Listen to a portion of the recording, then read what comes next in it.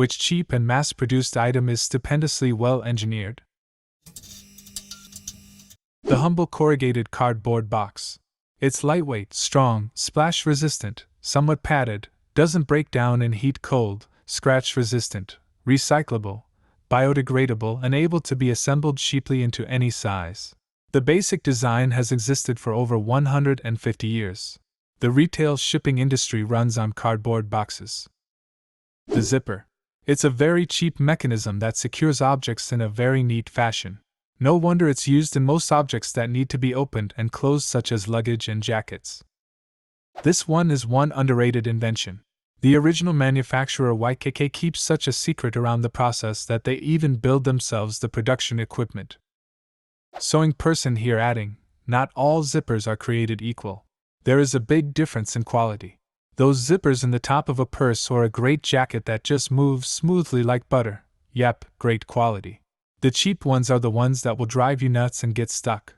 I always get the best quality for what I'm making. Huge difference.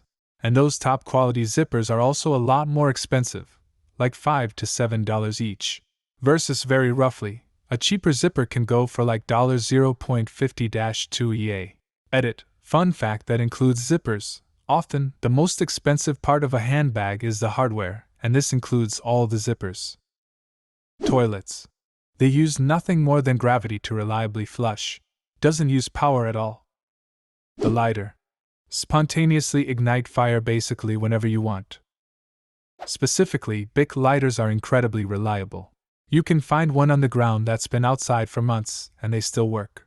Cheaper disposables break in a million ways, and more expensive refillable lighters will leave you disappointed if you store them, but you can always keep a Bic handy and know it'll work when you need it. I have a women's model, Zippo, that my grandfather got my grandmother sometime around the Korean War. Has gone through hell and back, including being underwater and then under sludge for about 2 weeks straight thanks to Hurricane Agnes in 1972. I have yet to have it fail on me. The transistor. I remember how amazed we were in 1985 to see a chip with 68,000 transistors. Now they're at 68 billion. My favorite part was in school my professor talking about how they used to do the layouts on transparencies by hand, or how during Apollo the guidance aspect of the program was buying up a significant portion of the national production capacity of transistors. LEDs. Cheap diodes. Even colors. Okay, I dislike the blue ones, but tint them and you get warm white. Blue LEDs are a Nobel Prize-winning invention for how revolutionary they have been in lighting. Toilets. I've been a plumber 20 years and very little has changed, or needed to. Minimal upkeep, cheap and easy repair, very long life. Hey, so what is the difference between my house toilet that just flushes like regular and a commercial toilet and like a doctor's building where if you flush it, it will also suck the clothing right off you? Is there a pressure regulator behind the toilet or something? Ooh, this is a fun one.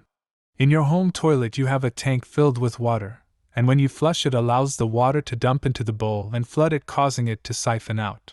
Commercial toilets have either a manual or powered valve that allows full water pressure to blast into the bowl for a set time.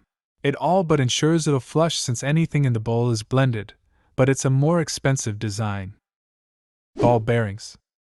Between keeping an insane tolerance on sphericity given the volume of bearing balls made, and the literal millions of cycles they're designed to function under load, it's crazy they cost so little.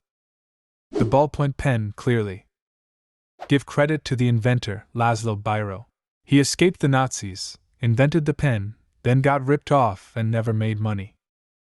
Didn't it take China years to figure out the technology to replicate it? If that's not the definition of stupendously engineered, I don't know what is. They actually only recently figured out how to make the tips. Before that, all the tips were made in Japan and imported to China, where they were attached to the rest of the pen. The aluminium beverage can. To expand upon this, Guinness wanted to sell their beer in cans but didn't want to sacrifice the iconic head on their beer. Their solution was a device called a widget. It's a small sphere filled with nitrogen with a tiny hole in it. Under pressure, the nitrogen stays inside the ball. When the can is opened and the pressure drops, the nitrogen escapes, agitates the beer, and creates just the right amount of head. Batteries are marvels of engineering packed tightly into a minuscule canister, Even AA batteries are incredibly sophisticated internally. Glass bottles. Let's melt this rock into a clear, brittle material and turn it into what? Windows? Decorations? Screens? No, we're making pressure vessels, baby. Metal pencil sharpeners, the manual kind, not electric. Don't buy the plastic ones in the school supply section. Go to the art section. Those metal sharpeners are choice. I have a Blackwing 2-stage sharpener. I could do surgery with a pencil sharpened with it. Please don't. Zip tie is such a simple piece of plastic but so versatile. I have one of the old-fashioned chain link fences. Some of the fasteners on the middle poles broke, and in high winds the fence was swaying like crazy. A half dozen zip ties on the 3 posts, and it doesn't budge, and nobody even knows they're there. Screws. Can you imagine what would happen if all the screws suddenly disappeared from world? Everything would fall apart. Not exactly cheap, but I'm impressed that I can have a ceiling fan run on high for 15 years straight, and not have it explode on me. I seriously startled myself when I realized the only time my ceiling fan had been off since I moved in was when the power went out. You should turn it off to clean it once in a while. It gets sticky dust on it. And to switch direction for summer-winter. Edit. Winter mode is also useful in the summer if you have a second floor and open all of the upstairs windows, as it will help push the heat out. I do this for the evenings, then shut the windows early in the morning and flip the fan back to normal. What? One direction to move air upwards for winter, and the other direction to move air downwards for summer. What? When you're sitting in a spot, you heat up the air around you and your sweat evaporates into the air around you. The more you sweat in the air around you, the more water there is in the air around you. Having more water in the air makes it harder for evaporation to take place, which causes evaporation to happen at a slower rate. This causes your sweating to be less effective at cooling you, because it's not evaporating as quick. Additionally, having the air around you heated up means that it's harder for the heat in your body to dissipate into the air around you through radiation conduction. Having the fan blowing on you directly solves both these problems by keeping fresh air on you. In the winter, having air blow directly on you still helps you cool down faster, which is not the effect you want to have in winter. Warmer air naturally rises to the top of the room. That means if you're heating a space, you're wasting heat on an area you're not occupying in order to get the temperature at human height up to a comfortable temperature. Having the fan on would move the hot air back down, which would help, but you don't want it blowing directly on you, as that'll cause you to cool off. Therefore, the solution is to reverse the fan. When it's reversed, it pulls cool air up from lower down, and pushes warm air up. The warm air is pushed against the ceiling, then moves across the ceiling, then down the walls on the edges of the room. This pulls cool air up and pushes hot air down. This helps equalize the temperature of the room so that your heater is more effective at keeping you warm. Road reflectors, countless lives saved. Similarly, rumble strips. On the shoulders and in the center. I'm sure they've saved my dad's life many times over. Without them, blind people wouldn't be able to drive. Fun story about those: the inventor, an English bloke named Percy Shaw, alleges to have been inspired when driving home from the pub one night. His headlights reflected off a cat's eyes, causing him to correct his course and stay on the road. After patenting his invention, he would still visit the same pub. Only then, he never needed to use his invention because he could now afford a driver. He would see his reflectors as a passenger in the back seat of his Rolls. The intermodal shipping container, aka the Connex box. There are millions of the damn things all over the world, in use every single day. They are stackable, can be locked together, attached readily to ships, truck trailer frames, and rail cars, and can bear enormous loads. The cost of their manufacture compared to their economic use value over their useful lives is next to nothing. Lego. When's the last time you got 2 bricks that didn't fit, or that were loose? To be fair, Lego is actually quite expensive as far as toys go, but IRC, their manufacturing tolerance is literally tighter than some components used by NASA, and in theory the first ever brick manufactured would work with one manufactured today. Tough question. I'd say stainless steel cutlery. How many other things in life are used almost every day, then machine washed, thrown haphazardly into a drawer, and regularly survive in a working condition for much more than a century? As a new parent, diapers. Disposable diapers in particular.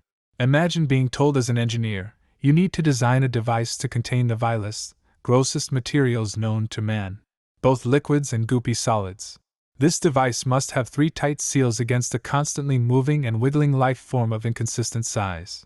Said life form has notoriously delicate skin, so the materials you can use are drastically limited. It must be able to be removed and installed in seconds by amateurs running on approximately 14 minutes of sleep. And it has to cost about 30 cents a unit. Hard drives. Fucking spinning glass disks that hold terabytes of data. Matches. Matches are underappreciated because people don't really understand how complex a match and striker are. From the Encyclopedia Britannica. The head of a match uses antimony trisulfide for fuel. Potassium chlorate helps that fuel burn and is basically the key to ignition, while ammonium phosphate prevents the match from smoking too much when it's extinguished. Wax helps the flame travel down the matchstick, and glue holds all the stuff together. The dye, well, that just makes it look pretty. On the striking surface, there's powdered glass for friction and red phosphorus to ignite the flame. Now, the fun stuff: striking a match against the powdered glass on the matchbox creates friction. Heat from this friction converts the red phosphorus into white phosphorus. That white phosphorus is extremely volatile and reacts with oxygen in the air, causing it to ignite. All this heat ignites the potassium chlorate, creating the flame you see here. Oxidizers, like potassium chlorate, help fuels burn by giving them more oxygen. This oxygen combines with antimony trisulfide to produce a long-lasting flame, so you have enough time to light a candle. The whole thing is coated with paraffin wax, which helps the flame travel down the match. Just don't burn the house down. As antimony oxidizes, sulfur oxides form, creating that burn match scent. The smoke you're seeing is actually tiny unburned particles resulting from an incomplete combustion. Individually, they're a little bit too small to see, but grouped together, they form smoke. There's also some water vapor in there. By the way, all the stuff that we're explaining in 90 seconds, it all happens within tenths of a second. Chemistry's fast. Which mass-produced item is stupendously well engineered? Leave a comment and subscribe to the channel if you want to see more videos like this one.